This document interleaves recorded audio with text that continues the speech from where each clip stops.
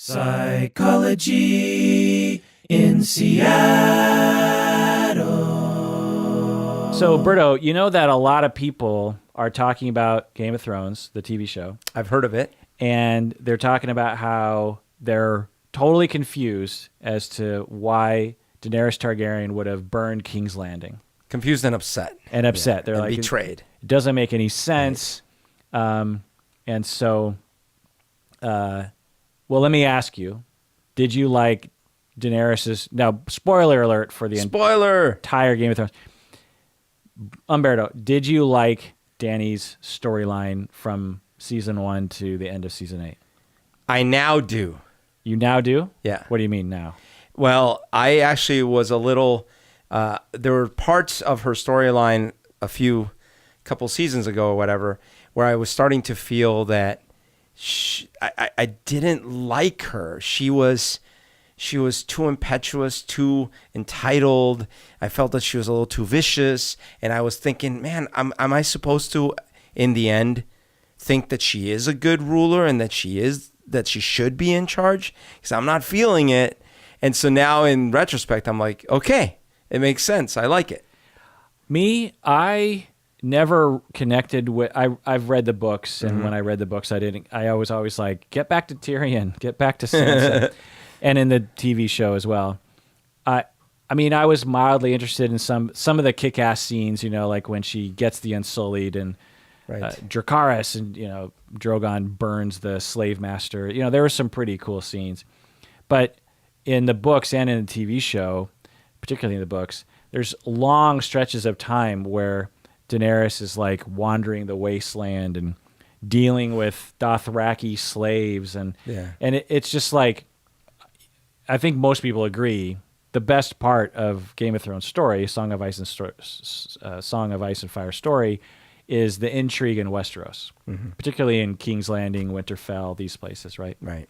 And so, for me, I was always kind of like, I could take it or leave it, until she got to Westeros. When she got to Westeros, I loved that whole story. Okay. I really liked it. Now, was it consistent or inconsistent with her character to burn King's Landing? Yes or no?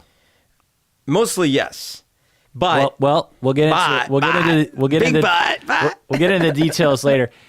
Because I like big butts. To me, I was surprised.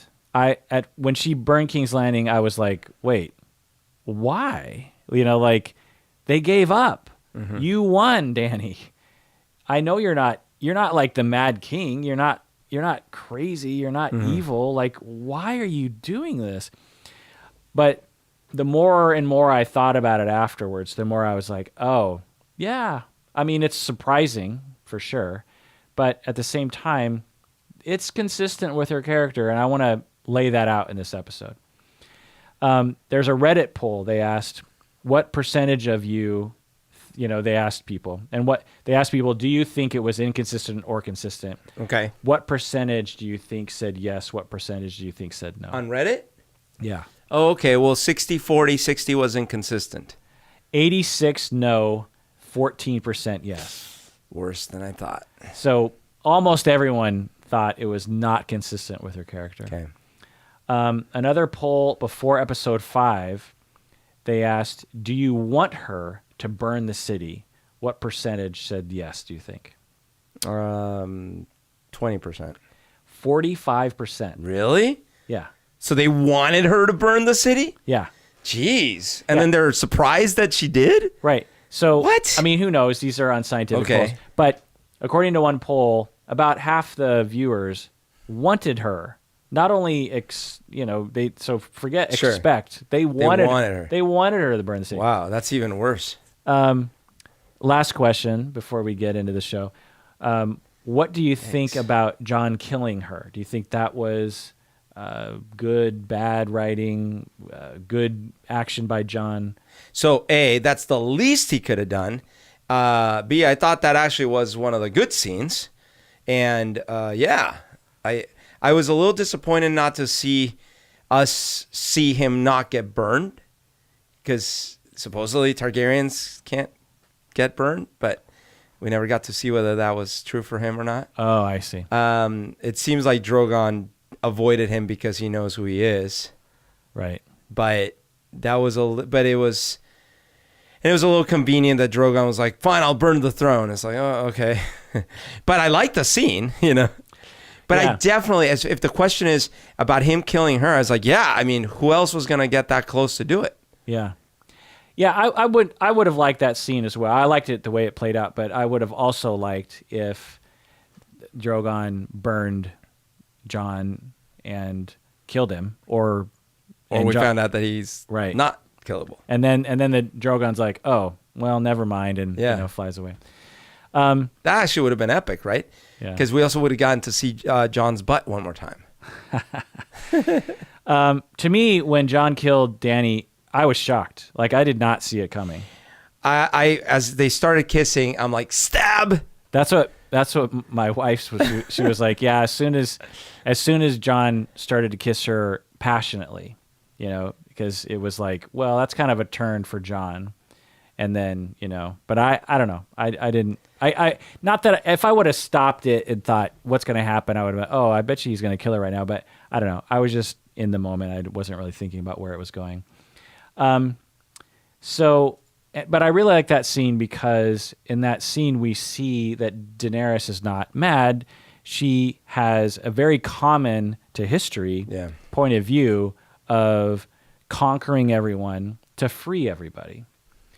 Most figures in history thought of them who did those sorts of things thought of themselves That's good. as a person like Daenerys, who it's like, well, you gotta burn some people to save the rest. You know what I mean? Yeah. I do have one question.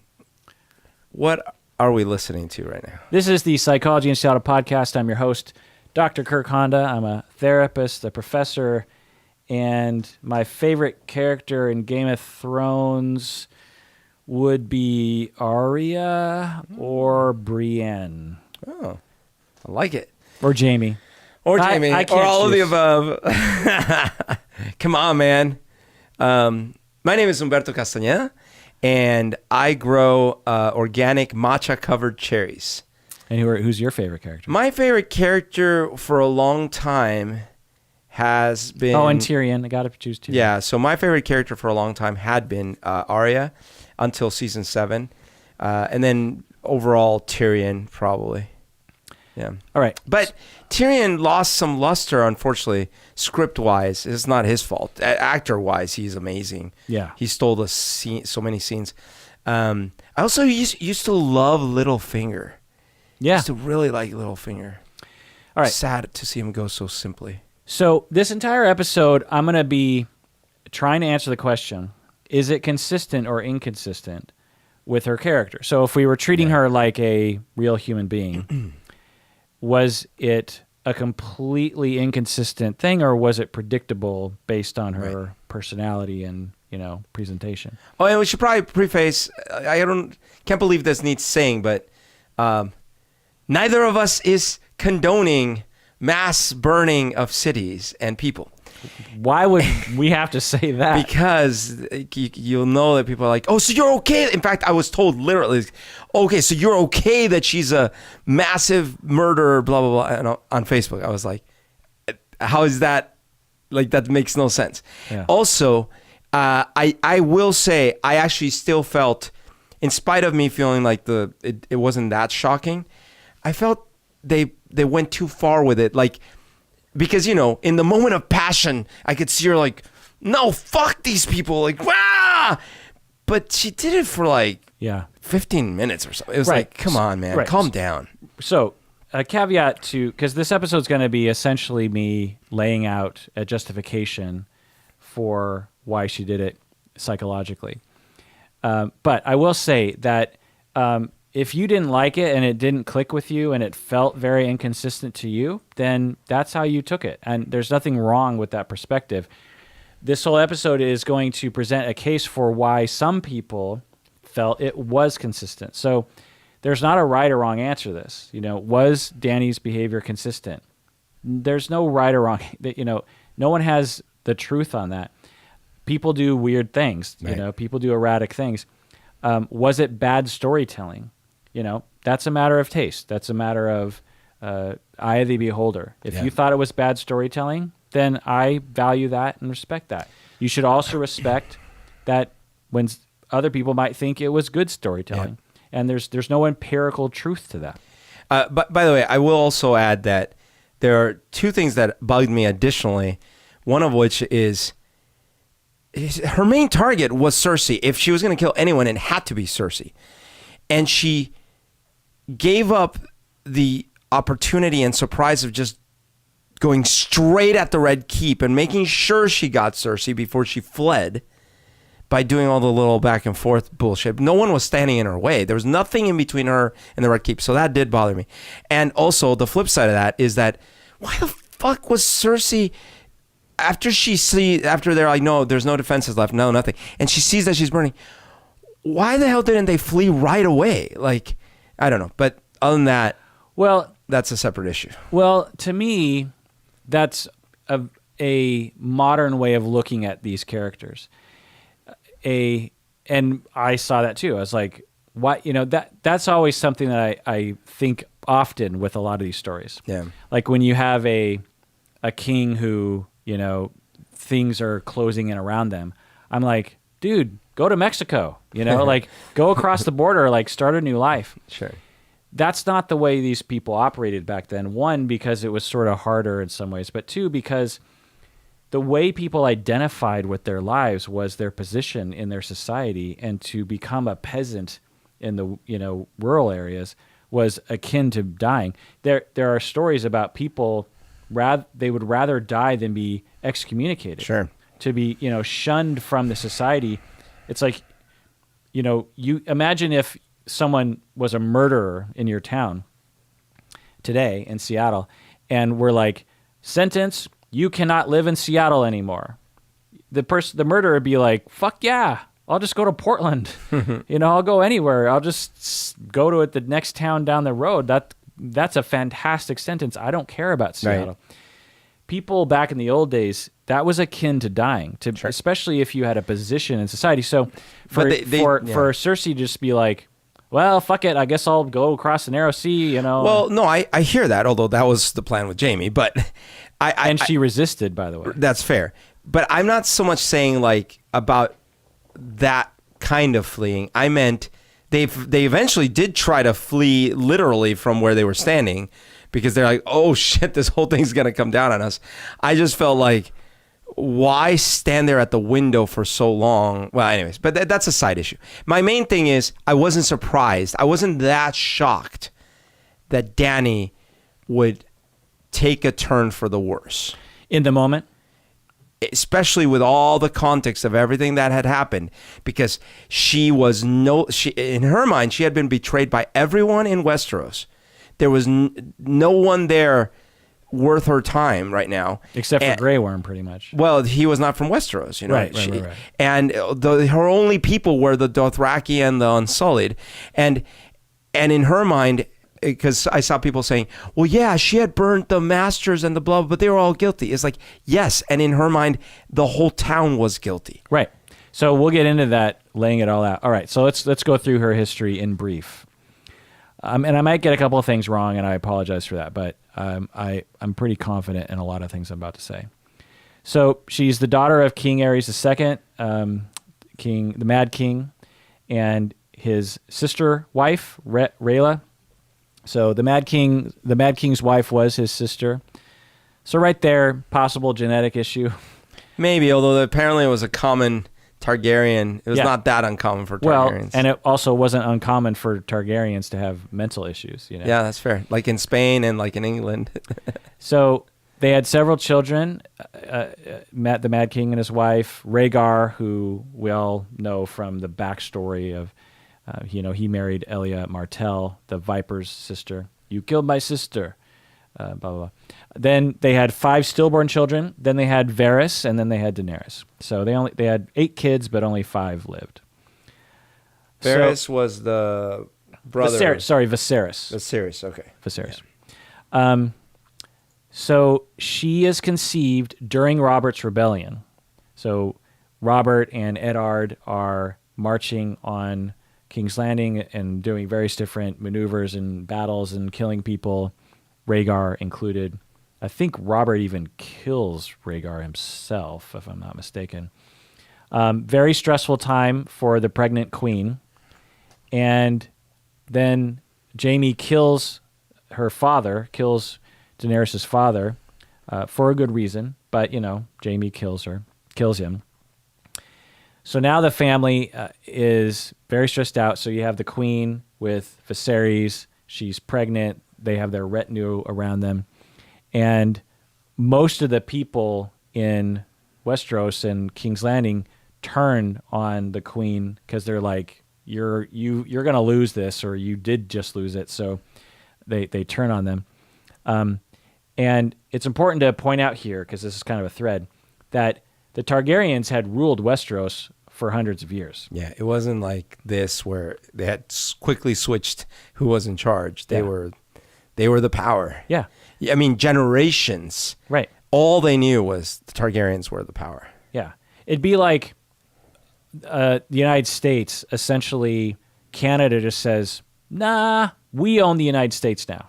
Yeah. Like, imagine if Canada, on this total fluke, invades the United States and takes us over. Do you think the Americans, 10, 20 years later, are going to be like, yeah, it's cool. Canada took us over. It's cool. The king is dead. Long live the king. Right. So that's what it's like for the Targaryens. Right. When they were overthrown by the usurper king, they were like, no, this cannot stand. I'm not just going to drift away. We've got to get our power back. That's our throne. Targaryens have been ruling Westeros for a long time. It's our right. And by the way,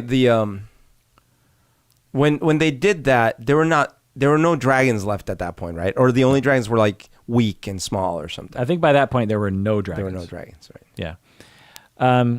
So just all that taken into consideration. Now, another factor here that Dany would have learned later on in her life was that when the Lannisters were let in, they were, the hand of the king, the hand of the Mad King was Tywin. And Tywin was like, let me and my armies get into King's Landing because we're going to help you out with the siege with Baratheon and Eddard. And the Mad King orders, yes, let my hand and my loyal Lannisters, let them into the city. And do you know what the Lannister army did? They betrayed him? They betrayed him, and Jaime kills him. And then Tywin and his men rape and kill and burn King's Landing. Not as bad as Daenerys does, but all of the Lannister men, just like in history, by the way, this happens repeatedly in history, that the Lannister men get through the gates and instantly start slaughtering people, innocent people, that have nothing to do with the Mad King. And so I just want to put a fine point on that. Yikes. So Daenerys killing innocent children and women is par for the course. It's normal. Yeah. This is our history as humans. In fact, the only reason it's not to that scale is because no one had dragons. Right. But and by the way, I pointed this out on my Facebook epic thread of Discord. We are all sitting here debating whether this character from a fictional universe who had already demonstrated that they could crucify people, burn them alive. Oh, and by the way, yeah, but not their kids. Yeah, well, what happened to their kids? Because all their parents, grandparents, uncles, older brothers and sisters were all burned alive or crucified or whatever. So it's not like the kids got a good break out of this thing, right? But I digress. We killed hundreds of thousands of people with bombs in Nagasaki and Hiroshima in the cold, calculated math of let's not lose as many casualties invading. And that was real. That happened not in ancient medieval history. Right. We had dragons. This was modern times where we dropped. Now there's a lot of different reasons why Truman, authorized the bombing of Nagasaki and Hiroshima. But one of the motivations was to, the main motivation, stated motivation, was essentially to say, look, we will win. Right. You have no power over us. We are all powerful. So, and the only way we could tell you that, but you're not going to believe us. So we're going to show you what we can do to you, and only then will you give up. But another, unstated purpose that historians will talk about is, as the United States, we were scared of another world war happening. We had seen 2 happen already. And we wanted to say, naturally, we don't want another world war happening. Well, how do you stop a world war from happening again? Well, you tell the world, if you fuck with us, this is what's going to happen to you. We will destroy a city with We'll use a dragon to burn everyone alive in with a a city. single bomb. So with this bomb, we get peace. With tens of thousands of deaths, we will get peace. And one could argue that actually worked, because we never did have an all-out war with the USSR, partially because of worries of total destruction from both sides. Right. So, it's just unclear whether the same message could not have been delivered with fewer casualties. but, that's a motivation for humans in history, going way back, of that Genghis Khan did this. Yep. He would roll up on a town and he would say, look, town, we could siege you. We could spend some time trying. I'll win eventually. Yeah. You know that. If you fight me now, I will kill everyone in this town. I will wipe it clean. Yeah. I will burn it down. Everyone will die. If you give in now, we will have peace. I won't kill a single one of you. Right. And all I'll do is I'm going to tax you. There's going to be a couple other things. I'm going to take some men, some supplies. You're going to be a part of my empire. But you'll all live. So you make the choice, town. And the towns that said, no, I think we have a They got chance. wiped out. Guess what happened? Yep. They wiped those cities clean. Right. Now, was Genghis Khan evil and mad? No. He was doing a calculated decision of, I want to rule the world. I'm Daenerys Targaryen. I want to rule the world. They're evil One of by the- modern standards, except we, like I just said, we still don't apply those modern standards even to ourselves. Yeah, But I mean, it is evil. It's evil to invade another city and say, I want to take you over. Yeah. It's evil to kill innocent people, as an example. Yeah, that's essentially just but your mass point, which terrorism. is the same point I'm making, is it's crazy that we would be shocked that a fictional character with dragons that's already done very vicious things would not do something like raise a town, when in history it's been done over and over and over. Yeah. And in the Game of Thrones history, it had been done. Right. So, and lo and behold, Americans don't understand history. Yeah. Because they're not nerds about history the way maybe you and I are. But anyway, so the Lannisters sack the city. They rape. They kill babies. They kill, wantonly. And so that's what happens. And Daenerys would have heard that story when she was growing up and felt like the Lannisters did that to her people. Right. You know what I mean? Okay. Sir Gregor Clegane and Sir Amory Lorch break into Elia Martell's room, and this is Rhaegar's wife. This is as the Targaryens are falling. And Princess Rhaenys is a toddler, and Amory, at the orders of Tywin Lannister, by the way, drags the screaming toddler from under the bed and stabs the child 50 times. Right. And this is well known to Dany and everyone else. Sir Gregor Clegane, the Mountain, oh my God, murders Prince Aegon in front of Elia by smashing his head against a wall. Very consistent with the Mountain. He then rapes Elia and then kills her by crushing her head, probably in a similar way that he crushed the Viper's head.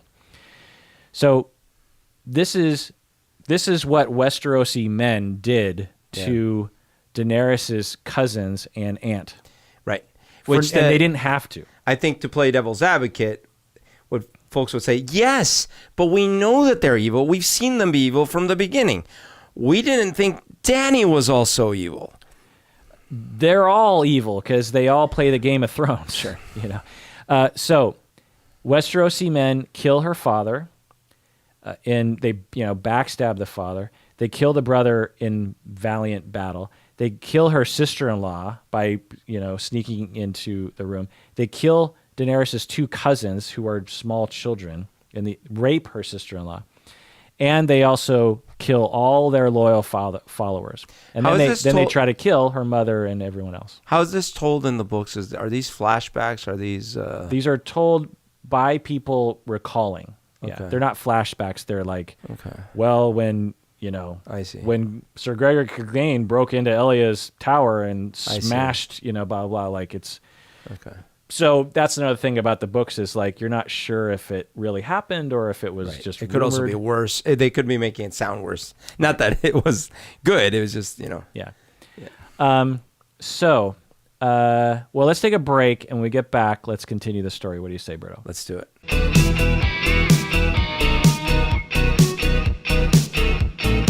All right, we're back from the break. If you haven't become a patron of the podcast yet, do so now. That's the way that we know that you like the podcast. If Daenerys Targaryen was to address her Dothraki and Unsullied to convince them all to become patrons of her own podcast, what would she say? For too long, we have liberated people that were enslaved by their brutal masters. But now, I give you two choices. Donate or Dracarys. Wow, that really paid off in the end. All right. So, okay. So then they're, totally, a lot of the people are killed. Dany's family, they're on the run. And then the mom gives birth, I think across the narrow seas, if I'm not mistaken. Or no, gives birth while still in Westeros. And the mom dies during childbirth. And at that point, you just have Viserys and a very, newborn child, Daenerys. And guess what happens then? Can you guess what happens at that point? I mean, so are they being smuggled out of there, or are they traveling? Like, how are they getting out of there? Who's trying? There's no plan at this point. They're stuck at Dragonstone, I believe. They get sold. Well, yeah, good guess. Essentially that. So their servants all turn on the family, and again, Westerosi people, right? And there's only a few people who are still loyal to the Targaryen, the last Targaryens, the two children, and they smuggle them out to the free cities. Westerosi men routinely try to assassinate her and her brother while they're in the free cities. So she goes up in this, So she has really a lot of hatred towards Westeros. Yeah. And towards King's Landing. Right. Yeah. So she's sitting there in the free cities and she's like, what are we going to do that is so horrible? And these assassins just keep coming from across the narrow sea. Right. So again, playing devil's advocate though, none of this is conveyed in the show. Right. Or totally. Very little. So we'll get to the part that is, and I think that's enough. But anyway, then her loyal knight, who, the last loyal, think of like a Jorah, an early version of Jorah, dies when she's 5 years old. So pretty traumatic for her. And all of the house servants steal their money. So it's really down to just Viserys and Dany, and she's 5, and Viserys would, I don't know, be like 8 or 9 or something. Huh. At this point, her brother becomes very evil. So at first, Viserys was kind of nice to Dany. Yeah. Because they're like on the run together and blah, blah, blah. But at this point, Viserys is like, I'm the rightful king. Right. And here I am, I don't even have the power to defend my possessions against my house servants. Right. And so he starts to get pretty upset, and he gets pretty ruthlessly evil and abusive and bullying to his younger sister. And You see that in the show. Yeah. yeah. So they have to sell everything they own, including their mother's crown, which was like, very sentimental to them. Yeah. By the way, at this point in the show, I remember being so confused because there were so many characters. Yeah. And there were all these storylines. I'm like, who are these people? Why are they? Wait, what? Who? Like, I had no idea. Yeah. So then skip forward, lots of fleeing from assassins, free cities. The beggar king is what he's known as. Some people kind of take him in, but they're kind of fetishized, and then they have to run. And then Viserys gets this break where this Khal Drogo is interested in marrying a fair-skinned Westerosi royal girl. Uh-huh.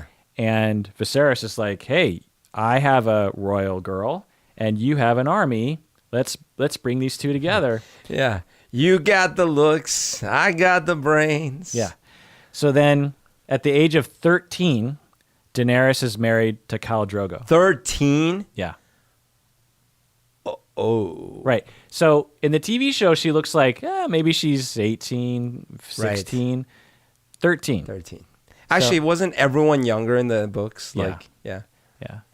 Which is accurate to history, too. Yeah. I think Robb Stark dies when he's like 16, if I'm not mistaken. Somewhere around there. Anyway. So 13 years old, she's married to Khal Drogo, who's a very scary person that she can't communicate with. She doesn't want to marry him. And essentially, Drogo rapes her, right? Mm-hmm. At the very least, it's like, how can you consent to a sexual relationship like that? So at this point, she finally meets someone who is kind to her, which is Jorah. This is in the books and in the TV show. And he was kicked out of, Westeros by Westerosi men, by the way. Mm-hmm. So another person who hates, Westeros. Right. More abuse from her brother. She watches her husband murder her brother. So that's another trauma in her life. The brother's being a dick and Drogo kills him. But in the show, wasn't he sent? He was sent as a spy, though, right? In Jorah, the show. yeah. Jorah, yeah. Right. So at this point, she thinks Jorah is a loyal person. Yeah. But we'll get to that betrayal later. So now, brother dead, now she's the rightful ruler of Westeros. And she's also becoming basically the queen of a Dothraki tribe. So she's starting to get some power. She's no longer being abused. And her husband's starting to actually kind of stick up for her. By the way, she was abused by her brother. Like, super traumatic. Like, if we think about this from a psychological upbringing, right? No mother, no father. Yeah. No parental figures. Murdered. So she doesn't even know them right off the bat. No love for this baby directly, right? Then a brother who starts abusing her, at least mentally and physically, right? And then at the age of 13, she is sold and abused and raped by like these vicious people. And that's where we're at now. Like, right. That's the psychology that's going into this little head. Right. So trauma, anger, right. Defense mechanisms. Dispossession by these people in the West. Defense mechanisms around entitlement and power and wanting to gain dominance to be safe in the world, because she spent her whole life being very unsafe. Yeah. And she, really wants to rule, but she also really wants to rule because she wants to be safe for herself and her people. More assassins try to kill her. She gets pregnant. At this point, she might be about 14. She witnesses her people, the Dothraki, rape and murder innocent people. Do you remember this from the TV show? Yeah. So Khal Drogo and his people, they roll into a town to get supplies, and instead of just taking the supplies, they rape, they kill. They're doing all these horrible things, more trauma. She feels bad for them. She tries to save them. Yeah, because they are the Genghis Khan in this equation. Right. And she does save some slaves, and she takes them as her own servants. And then, long story short, they conspire against her, even though she was trying to save them and did save them. And one of them kills Drogo right. and her unborn child. Right. So the amount of betrayal is like, Yeah. So it's like, oh, thank you're welcome for saving your life. Then she also learns that, with power comes fear, and, that's what the Dothraki do. That's the Genghis Khan model. And Daenerys learns from that lesson of just like, oh, when you make people afraid of you, that's when you have power. by the way, doesn't she have the eggs at this point already? Yes. I forget how she got the eggs. I think she was given the eggs as a wedding gift, if I'm not... I don't know. Let's not get into that. Okay. But I think she definitely has the eggs by that point. Yeah. But they don't... They're petrified eggs, so Yeah. they don't think they're, actual dragons. They're just relics. Yeah. Drogo dies, her husband, which is another trauma, because at this point she likes him. Right. And then she just walks into the funeral pyre. Yeah. There's no way she knows she's immune to of course fire. not. She basically She's just killing herself. tries to kill herself. She's that distraught. And she doesn't die. In fact, she comes out with dragons. And at this point, the last few Dothraki people who are following her, including Jorah, are just like, holy shit. This Right. woman she's almost supernatural. She's like a god. Yeah. She has 3 dragons. She's the mother of dragons. Yeah. She lives through fire. she lives through fire. Yeah. She is our Khaleesi. Yeah. She's we should follow her. And so this is where she goes from total despair, nothing to live for anymore, no reason to live, because when you save people's lives, they kill your husband and your unborn child. Why go on? Well, then she goes into the fire, and she emerges like, I didn't die, and wait, I have dragons, and wait, everyone's worshiping me now. Right. Like, that's interesting. Now I feel powerful. Now I feel safe. I feel a little bit safer. It's that intoxication of power at that point. They go to Karth, and long story short, some people try to fuck with her, and guess what she does to them? Burns them. Burns them to the ground. So right from the start, But she doesn't burn the kids. she loves to burn people to the ground. Yeah, and this is my point is that, so just picture this. Imagine you go into a town and you don't kill the kids under a certain age, but all the adults and everyone, older brothers, older sisters, uncles, fathers, grandmas, everyone burns. What happens to the kids? Yeah. Like, what they're not traumatized by that? They're not permanently scarred? Is like, who's going to raise them now? Like, Right. It's evil, but that's the way people used to think back then. right, but then how can we think that just because she didn't burn the kids, she didn't burn the kids. It's like, well, no.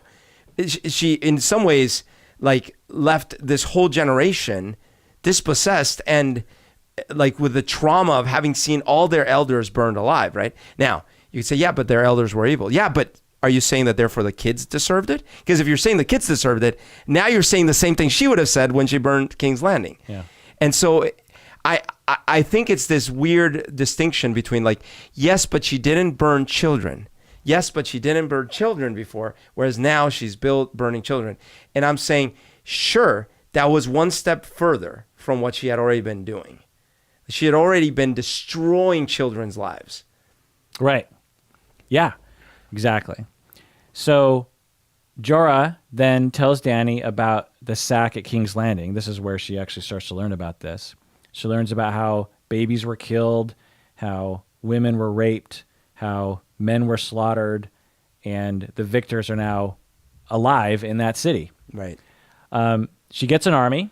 How does she get this army? The army of Unsullied. Yeah, so... Well, just in a one sentence, how does she get it? She tells them they could be free if they free themselves, basically. What else did she do? Oh, I forget. She burnt people to the ground. She burned people to the ground. She burnt a shit ton of people to the ground. Right. That's how she got her army, and everyone cheers. Yes, but she didn't burn kids. Yeah. Yeah, so that's the thing. Like, when she burnt the masters of the slaves, of the slave masters of the Unsullied, we as an audience cheer. And that's the Tyrion speech. We're like, yay! Yeah. But it's like she's still burning people to the ground. Yeah. Who don't.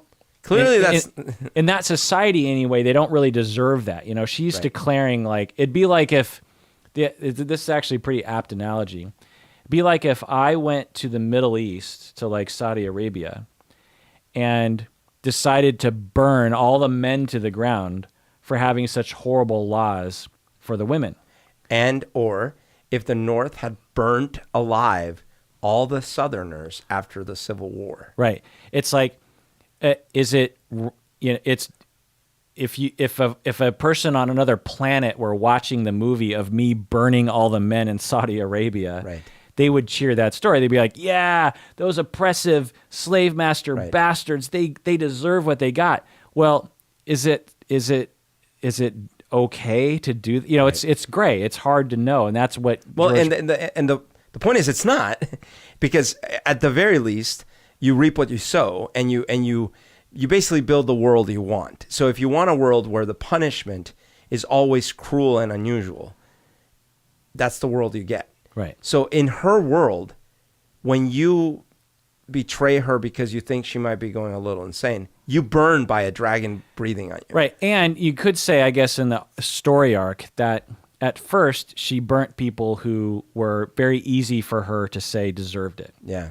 And then slowly over time, it Right. became a little bit more easy. Well, maybe they deserve it. You know, I think a similar thing happened in Nazi Germany when they were slaughtering the Jewish people. Was at first it was like, well, we'll kill the dissident Jews. Yeah. Well, we'll kill the families of the dissident Jews. Well, and then eventually it's like, let's kill all the Jews. Well, and exactly. And like, why did she need to burn alive so I understand that if they don't bend the knee to you, like that creates a problem, right? Like when she had the army of the Tullys. It's like, all right, bend the knee. Dickon and Randall. Right. Bend the knee. Okay, you're not going to bend the knee. Okay, well, unfortunately, I can't have you around because you're going to raise an army and you're going to try to take me out. So, but she burns them alive with the dragons, right? So her choice is this horrific terror. And so, you know, you could look at it from the pragmatic point, like you were saying, well, if I do this, people will fear me.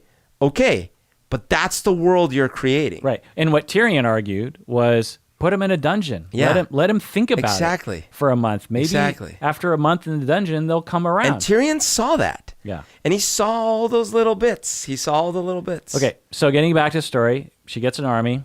She finds her second friend now after Jorah, Missandei. Not really so much super friend like Jorah, but, you know, loyal person that she likes. It's a slave. Yeah. Well, no, actually, she says Missandei can go. Yeah, that's She fair. says all of them can go if they want to. They're free to go, and they choose to stay.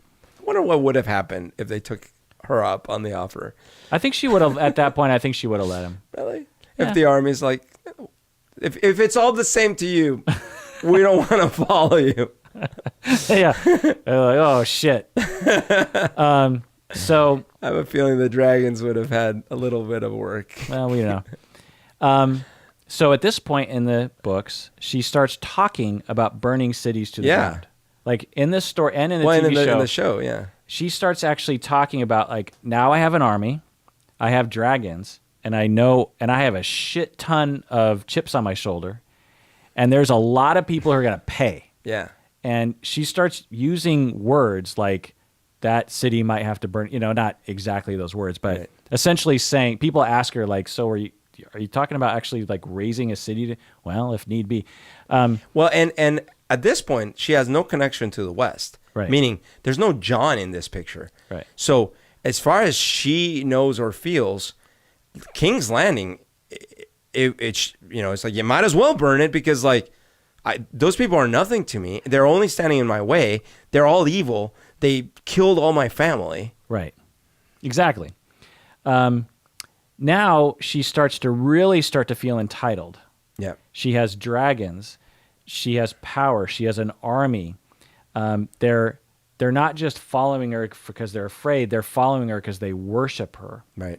That's it's a big difference between worshipers and just loyal people, right? And there was that scene where the dragons accidentally burn a kid, right? Yeah. And then she's like, Well, not accidentally, but well, accidentally in that Dany didn't intend it. right. So then she puts them in the dungeon. Yeah. Right. But then she goes through a period where she comes to realize dragons can't be held back like this. Right. So so people will point to that and say, like, Dany was good. She locked up her dragons because they killed one kid. That's totally inconsistent with her killing all the kids later. But the lesson that Daenerys, as you're pointing out, I think, the lesson that Dany learned about that was, if you want to rule in order to save the world, you cannot hold back the dragons. Yeah. You have to let the dragons be dragons, and you have to let a Targaryen be a Targaryen. So along the way, she develops that self that is very cold and fierce. As when she's younger, she's very meek and scared and mousy, and she starts to develop this persona of fierceness and assuredness and coldness. Right. And I think that's very, safer. And there's no tenderness. There's no mercy. No. There's no holding back with There's that only persona. righteousness. And dominance and destruction to those who stand in her way. She gets revenge, as you pointed out earlier, on the wealthy of another town by essentially crucifying dozens of men. She didn't have to do that, Right. She could have thrown them in a dungeon. She could have excommunicated them, but she crucifies them. And in the TV show, I think they put men on a road, but in the books, they're crucified outside of her palace. So there's like dozens of men being crucified where she can see them. Yeah. It's this thing where, like, look, if you're going to rule by eye for an eye and cruel and unusual punishment, that's the world you're forging. Right.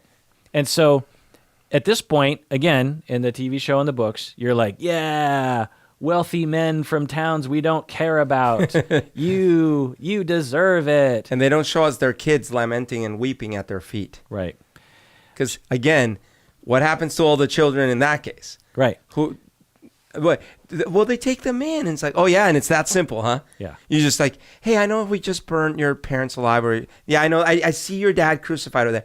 Don't worry about that. Come with us. We're fine. Right. We're good people. And I think that there's actually an element of, I don't want to use the word racism per se, but like race issue, in that for a lot of Americans, we personally identify with the Westerosi people. Right. And we don't identify with Marine and Karth Right. and all those other towns. Just those are Romans, those Greeks, Those are foreign places. those Mediterranean people. They're like Persian and whatever. And when Dany is ruthless with their societies, we're like, yeah, put them under the thumb. You know what I mean? But then when she does it to the Westerosi, people are like, wait a second. Whoa. Yeah, like not the people I identify with. Right. Yeah. Now, I'll pause and say that burning King's Landing, she had never done anything like that before. Yeah, because she had never made a decision based on pure moment of rage. Yeah, and Well, really that might not be true. just swaths of innocent Yeah. people. I mean, she even put her own men at risk. Do you know what I mean? Yeah. And so it was different. Yeah. But there was a through line that we're building to right now. And again, not only was it different, I personally would have been more satisfied narratively if she had lost it and burned a whole bunch of people, but then and then headed for the Red Keep, and whereas she, instead of zigzagging and spending like 15 minutes burning everyone, Well, what I rewrote in my head, but I think the writers, they wanted it to be definitively bad. Do you know? I think they wanted Jon's decision to kill Dany to be in that area of like, well, someone's got to kill this. It was more effective in the end that way, because if it was the way you did it, it would have been ambiguous. Why would Jon kill Daenerys? Absolutely. And in the way they did it, actually, one thing that did happen while I was watching that episode was similar to like Schindler's List or something, where I was like, oh Yeah. no. Yeah. And kind of this feeling of like, it's all ruined now. Yeah. Like you've ruined everything. I want to pause and recommend another podcast or YouTube channel by Leslie, what's her face from Saturday Night Live? Leslie something. Okay. But she has a YouTube channel where she watches Game of Thrones. Do you watch Saturday Night Live? Yeah, She's but the not tall. much. She's the tall black woman. Oh, okay, yeah. I actually saw her. Wasn't she in the new? I don't know. Wasn't she in the new Ghostbusters movie? Yes, I think so. Okay. Leslie something. It's on the tip of my tongue. But Jones, Leslie Jones. Okay. She also does one with the talk show host guy who used to be a writer for SNL. Anyway, but Leslie Jones, she watches Game of Thrones with her cell phone filming the show, and she just reacts, and she condenses it down. But and when she was burning King's Landing, like Leslie Jones's commentary was just beautiful. Another YouTube channel I love about Game of Thrones is called Gay of Thrones. Have you ever seen this? No. It's really good. So this Gay of Thrones has been going on, I think, since like maybe season 3 or something. Every episode, gotta watch it. It's The one hilarious. I really like is In Deep Geek. That's the name of the channel. In Deep Geek, and I think he does very good analyses of the episodes. Maybe and he's I might have even watched those. very knowledgeable of the books. Clearly, Does he have an accent? yeah, British. Yeah. And he's sort of positive about season 8. Yeah, I have watched him. Yeah. In fact, I think some of this analysis might even his analysis fits very well with where I feel, because he points out things that don't make sense and things that, but he's a lot more focused on, like, it's not even like positive. It's just like seeing the things as they are presented to us rather than the feelings about it, you know? Right. I think that's the thing. Like, when you're watching it, you don't want her to do it. And I think for a lot of people, they were really pulling for Daenerys. Right. They really identified with Daenerys and really wanted her to win. And she seemed like the logical good guy. Right. But that ignores the All that story that other- we're telling, right? Yeah. Okay. So now at this point, she learns that her two of her only friends, so she has Missandei, Jorah, Selmy, and Grey Worm, kind of. In the books, not so much. But she basically has 2 friends. Missandei's kind of a friend. Jorah and Sir Barristan Selmy. So they both are discovered as spies. This is different in the books. Oh, okay. So in the TV show, she discovers Jorah. Jorah In is fact, a I think spy. Selmy even outs Jorah on the TV show. But in the books, both Jorah and Selmy are spies. She finds out they're spies, and she basically tries to have them killed by putting them on like a impossible mission to take over, I think, Marine, if I'm not mistaken. And Which, by the way, though, again, my point about how it was much worse what she did with Varys is that she didn't burn Jorah alive. right. But she did essentially try to kill him. Yeah. And But again, didn't burn him alive. right. In front of everyone, Yeah. Yeah. And so another massive betrayal, by the way. Yeah. So she has hardly any secure attachments at this point. Right. At this point, she just has Missandei, and as Missandei is basically a slave. She learns that changing a city with politics is almost impossible. She learns that lesson many times across the Narrow Sea, which is like, okay, I'm going to free the slaves. I'm going to liberate the people. I'll kill the bad guys, and then Everything's fine. Then she leaves the But it's city, not. and it just goes right back. Right. Or even when she's in the city, people Things are trying to go to kill her, and it's like she learns like if you leave people alive, there's always a way that they will try to get back at you and regain power. Right. So she learns essentially the lesson like you have to wipe the slate clean. If you want to truly start over and create the perfect world in her head, you have to wipe everyone out. Yeah, she's learning that lesson, unfortunately. Yeah. She's like Thanos in some ways, I guess. So at this point in the TV show, they kill Selmy, actually. Like, Selmy dies because Daenerys didn't wipe them all out. She, like, was merciful on some of the rich people. Right. And then they hire those... what was that sect called? I can't remember. Right. And then that's when they fight, like, underneath kind of the city, and then Grey Worm almost dies. And, Right. Yeah. Yeah. And in the books, a lot of the Unsullied die because of essentially Daenerys' mercy on the people who she overthrew. More assassins come from Westeros and try to kill her. She becomes a Dothraki prisoner. It's a long story how she gets separated from her armies. That's because the dragon flies out and drops her off in the middle of nowhere. Essentially. Yeah. And she becomes a Dothraki prisoner, and guess what she does to the people who put her in prison? She burns them alive. She burns them to the ground. Right.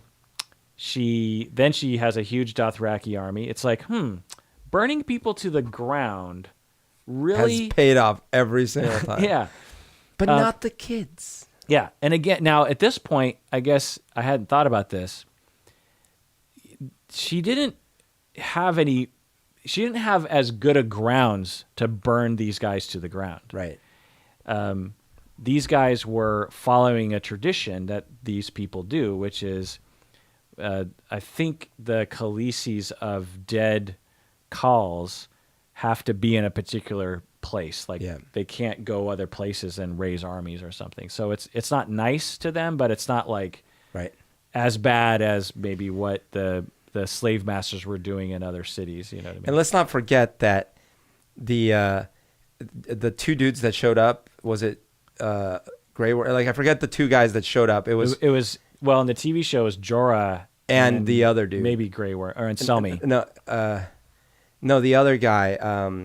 You're right. The leader of the really badass fighter dude. Yeah. Okay. Her lover. So they show up, and they were gonna take her. Right. They're like, okay, we're here to rescue you. Right. And then she's like, I've got a better idea. Right. Exactly. But she could have escaped, but instead she's like, no, I'd rather burn him to the ground. Right. It's like, well, hold on. The problem is that I really want to burn some people. Yeah. And I don't want to burn you too. Like, you know. Yeah, exactly. Now, again, in the story, when we're watching as an audience, we're like, yay! Yay! But think of... Rapist, Genghis Khan. Yeah. That's so great that you killed brown people. We don't identify... Down with the Mongols. We don't identify with traveling horse people. So then she has... She didn't kill the kids. Yeah. She has trouble with slavers, and she burns them into the sea. She gives a speech to the Dothraki. Oh, yeah. Like, is that when she burns a whole bunch of boats? Yeah. Yeah. Burns them all. But not the kids. Yeah. Were there no kids on those boats? She gives a speech to the Dothraki talking about how they're going to tear down all the houses in Westeros. Actually, I just realized something. Given that girls were married off at like 11, 13, given that boys joined armies and things at like 11, 13, wasn't she in fact burning and killing kids all along? Probably. Okay. Oh, and none of the women were pregnant when she burnt or killed them. Yeah, and none of the soldiers were like not enthusiastic about the fact that everyone was guilty. Yeah. 100%.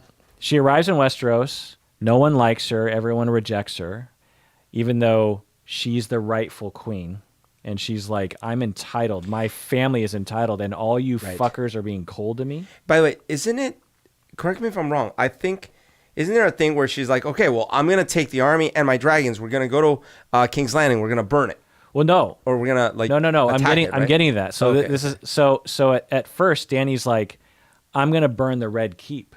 Right. And Tyrion, a Westerosi man, convinces her out. She's like, that's what I thought. Yeah. So if Dany so later on in the story, Dany might look back and say, if I had just followed my dragon tendencies, my Targaryen tendencies, all of these other bad things wouldn't have happened. Right. I would have ended the war the minute I landed on Westeros. Yeah. I would have burnt the Red Keep to the ground. And sure, hundreds, maybe thousands of innocents would have died, but Cersei would have been dead, and they would have all realized there's no point, and I could have saved everyone. She had 3 dragons. Right. And they didn't really have the scorpions set Not up. yet. Like they had been working on it. But even if they did, she had 3 dragons. Right. And 3 dragon fires Forget it. concentrated on one spot. Yeah. Forget about it. So And they could have done that and then still gone and focused on the White Walkers. that's what I'm saying. It's Yeah. like she could have looked back and been like, Tyrion's advice has terrible. ruined me. Yeah. This advice of trying to be diplomatic Right. and not burning people to the ground. Right. It's not just that, it's Tyrion's advice. Right. This whole little diplomacy bullshit. Yeah. Whereas here we have, what was the name of the High Garden gal? Olenna, She was trying to tell her, hey, be a dragon. be a dragon. She even says, she's like, don't, be a dragon. Yeah. Don't take it from me. You can't. And Olenna, kills Joffrey in this Right. very, blatant move. But Anyway, not a kid. Oh, I mean, wait, not he is. blatant, but like, bold move. Yeah. Varys promises not to betray her. So remember, there's these two, maybe 3. One theme is lack of attachment and trauma, Right. and just like anger and resentment, and not really connected to other human beings. Right. 2 is this solace in dominance and power and burning people to the ground, safety in that. Right. And 3 is betrayal. Right. So And I those mean- are the themes of her life. It'd be surprising if she's not somewhat psychopathic. Right. Or at least just like, it's better for everyone if Right. I just act like myself and burn it. Anyway, so Varys promises not to betray her. Dany follows Tyrion's plan to take over Westeros. Things go badly. They lose like the whole... Euron burns all their ships. Jaime takes Highgarden. The Tyrell army is lost, by the way. And the Ironborn are basically decimated, or not decimated, but, wiped out. Dany is furious at Tyrion for having a soft plan. She vows to burn King's Landing to the ground, Right. and Tyrion convinces her not to do that. She burns the Lannisters to the ground instead. And she learns that burning people alive is It's wonderful. great. Yeah. She burns Randall and Dickon Tarly against Tyrion's advice. But it goes well because the Right. rest of the army, bends the knee. Fast forward, she burns all the whites to the ground. She loses one of her dragons. Again, if she had just burned the Red Keep and got rid of, Right. she could have had all the armies going Right. north, and wouldn't. So the only reason why she was even beyond the wall, so that her dragon was killed, Let's try to convince Cersei. they were all trying to convince Cersei. Right. And the only reason why they're trying to convince Cersei is because Tyrion didn't let her burn the Red Keep to the ground in the first place. Right. She sees the way Targaryens used to be when she goes to the dragon pit, the dragon Colosseum, and she learns like the Targaryens used to be strong, and they she saw visual representation of what she knew. Like they had big dragons, they were powerful, they didn't hold back, they burnt Harrenhal to the ground. Like other Targaryens had burnt cities and keeps to the ground. She burns more undead at Winterfell. Dany sees how her ancestors treated their dragons by caging them, and then They diminished. They became civilized. Yeah. The Targaryens became less Targaryen. Yeah. The dragons became smaller and smaller, and that's maybe how they lost their power. And that's maybe why war happens, is when you don't have a strong Targaryen at the head with a million nukes ready to go. If anyone, twitches, that's when you have war, and that's when bad things happen. No one likes her or respects her in Winterfell. More betrayal. No, everyone's looking, no one really thinks, I could imagine when she was in that feast, I was thinking that she'd be thinking, they don't think I'm their queen. They just want me for my dragons. Well, and let's not forget, she has just found out that her whole life story Yeah. is not what she thinks it is. Yeah. Because Jon has told her before the battle, which, by the way, what a monumentally stupid time to do that. But Jon is honorable. He's an honorable human being. Although he's not Eddard's son. He's not smart. He's just like Eddard. You cannot say that Jon is smart. Yeah. But he sits there and he tells her, so that... Well, he's not wily. Let's just put it that way. He's not smart. But now she's sitting there like, God damn it. Like, this really fucks things up. No one better find out about this. We'll all be doomed. And I look around and like, they're praising him as the king. And no one, and Sansa hates me. No one likes me. All my work, my entire life's work, completely down the tubes. Everything I've sacrificed has all been in service of putting this other dude on the throne. Right. Like, that doesn't seem very fair. Right. Right. So pretty distressed at that point. And she knows fully well that if this gets out, it will at the very least cause a rebellion that she has to deal with. Right. And at worst causes them to kill her because they're like, honey, you're not actually the rightful ruler. So very distressing to her. She also falls in love with Jon. Jon rejects her, and she calls upon her cold, fierce self for protection when he rejects her. She loses another one of her children, another dragon. She knows again that she could have ended the war a long time ago by burning the Red Keep, and now she has 2 dragons dead and many of her men dead, lost a lot of land because she didn't burn the Red Keep. Missandei is executed brutally. Beheaded after she lets Tyrion once again try to negotiate with Cersei. Right. And learns that you cannot negotiate. Right. And before Missandei dies, you know what she said?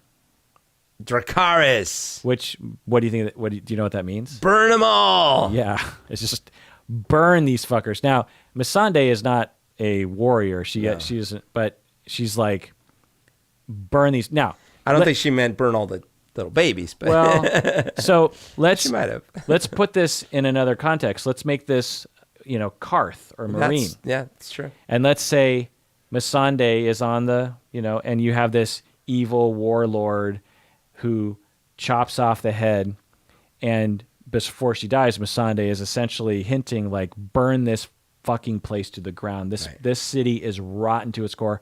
I don't care about the innocent people. We need a 40 days and 40 nights of flood, and we need to start over. Right. And and then let's say she burns that city to the ground. How many Americans are going to be like upset about that, right? I think it had to do something about that. Well, especially because, there's ways to film scenes, right? And in all those other scenes, they didn't show us the real repercussions and toll of her dramatic actions. Right. In this case, just the glorious revenge. In this case, they absolutely took pains to show us the babies and the kids, which makes sense. Dany is experiencing a much different reception in these cities than in before. They're not worshiping her. No, not at all. No one cares about her. No one cares. They're running into the city, and they're not like, "Yay, come save us." They're just like, and Tyrion and her have a debate about that. Varys betrays her, one of her very few people who she trusts, possibly by trying to poison her, and she might have even learned about that. Oh, sorry. Ironically, it's maybe really weird because the Westeros, they don't have slaves, right? Right. And it's because they don't have slaves that she doesn't find a people that is worthy of liberation. Oh, or a ready-made worshiping crowd, right? Yeah. Yeah. It's funny. Yeah, like in the other places, like, ooh, like I have an instant gaggle of worshipers. Right. But here, I can't exploit that trick, Dany and Tyrion had the following conversation. In Marine, the slaves turned on their masters and liberated the cities themselves the moment I arrived. They argue for a while. She clearly wants to burn the city down. and Tyrion says, "Mercy is our strength." Or no, she says, "Mercy is our strength, our mercy toward future generations who will never again be held hostage by a tyrant." Right. Tyrion begs her to relent when the bells ring, and in the episode, it looks like she agrees. But she doesn't. But when you rewatch it, she's just like, "I heard you. Yeah. I didn't affirmatively say I agree to that plan."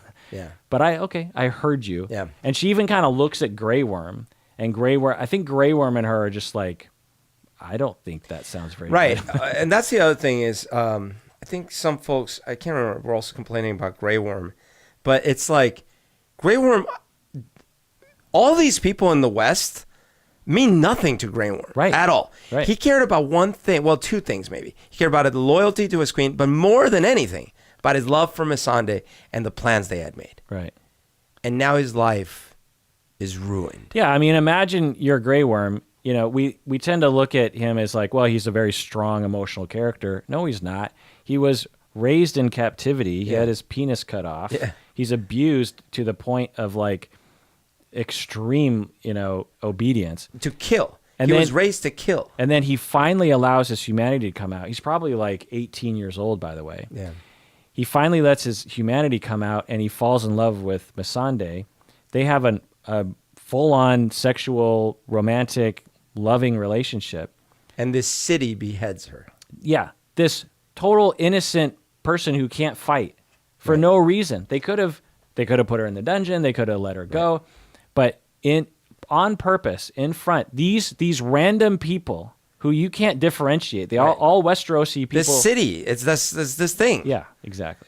And to again, not a good defense, but from their perspective, they're like, well, why are they supporting Cersei? Yeah. Like, what's wrong with you people? Right. And again, getting back to, you are the people or the descendants of the people who That raped did all this worse stuff to my and pillaged King's Landing, who were my people. Right. You're the people who raped and killed my people and then had kids in my city. Right. You didn't deserve it to begin with. Right. You're all criminals by association. Now, I will give people who hated this turn credit for the fact that how in the world would they know all the things we're saying right now? These events, the things in Karth, the things in Marine, were years ago. Yeah, and all the stuff you were mentioning from the book, that subtlety is not in the show. All that's true. And I, again, will also say that in my mind, although you as we pointed out earlier, it would have made the last episode really not work out. I think that her rage and disgust for these people in the city would have been more sort of like believable by more people if she had lashed out, and yes, she storms a couple of streets and then and then she just goes to Red Keep. But truthfully, that's not the story that would have been actually more accurate. And that's the horror, is that this was what it was leading to. It is fair to speculate that if she hadn't, like if the Jon thing hadn't been revealed, if she hadn't felt betrayed recently by Varys and others, if they hadn't beheaded Missandei, then maybe she wouldn't have torched everyone to the ground. Yeah, I agree. So, but she would have torched a lot of people. Yeah. And definitely the Red Keep. And probably, lined up all the Lannister men and killed them. Yeah. I don't think there's a scenario in which the Red Keep wasn't burning to the ground and which the army wasn't. Well, I don't know about the Red Keep, but at least the walls, Sure, and the Lannister army. Like that's what I thought was gonna. So what I thought was gonna happen was, as I was watching the episode, there's that tense moment between the Northmen and the Dothraki and the Lannister army, and they're all bottlenecked in that, and you just see the Lannister captain kind of looking around, going like, "What are we doing?" And he throws down his sword, and then you see Daenerys looking pissed off. I thought she was just going to burn the whole Lannister army. Yeah. As like after they Yeah. And I was like, oh no, Danny, like they gave up. They gave Don't up. do it. Don't do do it. And then when she started burning the kids, Yeah. I was like, whoa. Now, what I think would have been, again, so there are ways in which they could have made it more palatable without sacrificing some of the stuff we wanted. For example, a classic thing that could have happened is in this tense standoff, one of the soldiers shoots like a spear or something and kills one of the main characters, like kills Grey Worm or kills Jon or something big. And that is it. I'm burning everybody. You're all done. Yeah. Right. And then I think, that might. Yeah, that might have been interesting because that still would have been completely unjustified by Tyrion's standard. Totally. Yeah. But anyways, that didn't happen. So it was, in some ways, to their credit, like they went for it. They went for it. Yeah. They were like, it was like, no. It's fully unjustified. Yeah. There's nothing you can. And that was clear to me after the episode. I was like, wow, the writers really wanted to make it clear to us that she had no reason. There was no reason. There wasn't even a reason to burn the Red Keep. Yeah. Because the Lannister army had laid down their weapons. The Northmen, all they had to do was walk up to the Red Keep and retrieve Cersei and kill her. Like, there was nothing left to do. Yep. And so there was no reason for it. And they were trying to make a point of, like, this is who she is. And this is this is her mission in life. This is her vision of the way to do it. Yeah. And I actually, that's why I thought the speech she gives to Jon to justify her actions, it almost did feel as if they filmed it after all the complaints came out. Right. Because it was exactly they were so aware that that this was an extreme action. So that's a quibble I have with the way they laid out the story in season 8 was they had too many stretches of twists. Yeah. One could say it's a twist that Daenerys burnt the city down. And then later you're like, oh, okay, if that's what you're thinking, I guess that it's still not right, but I guess that makes more sense as to why you're doing it.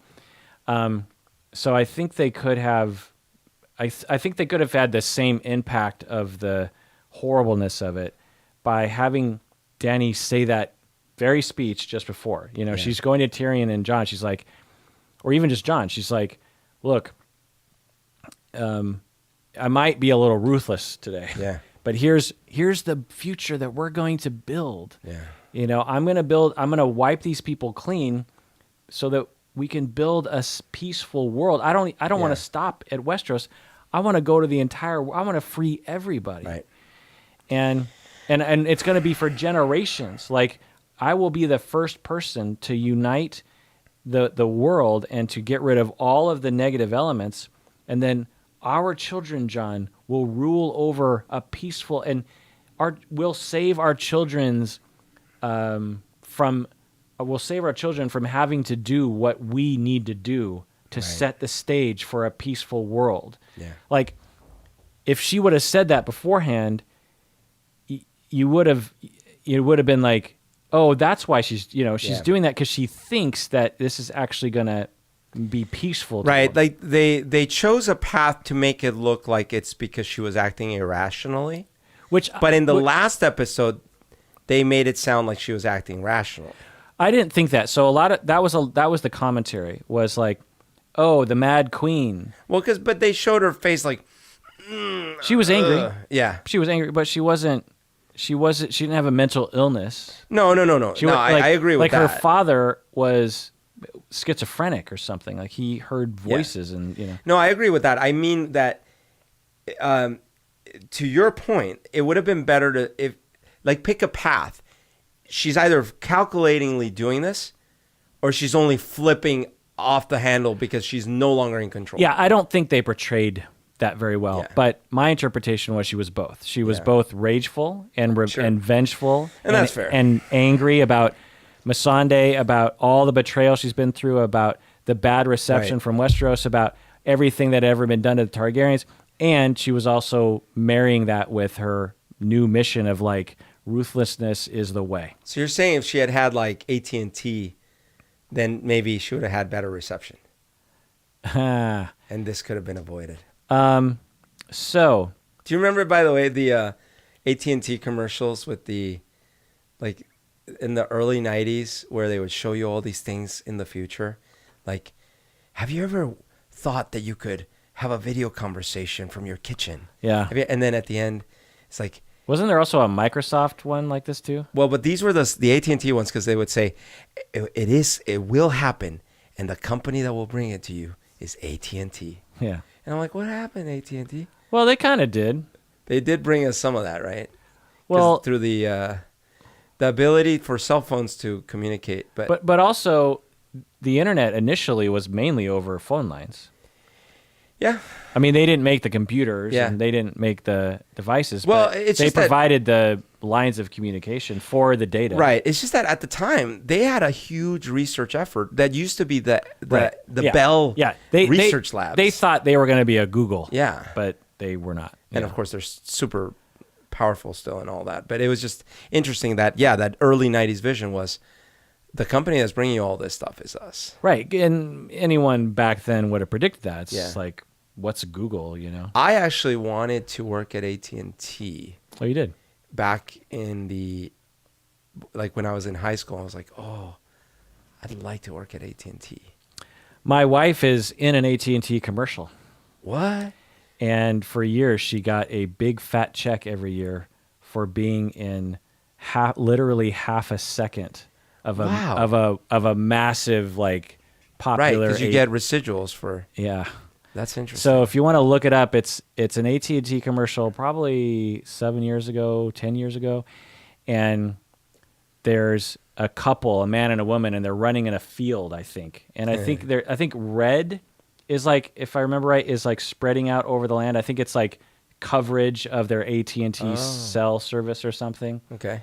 And there's all these American scenes playing out with, you know, kids on a bike and blah, blah. And then my wife, Stacy, is running in a field. Okay. And she turns around.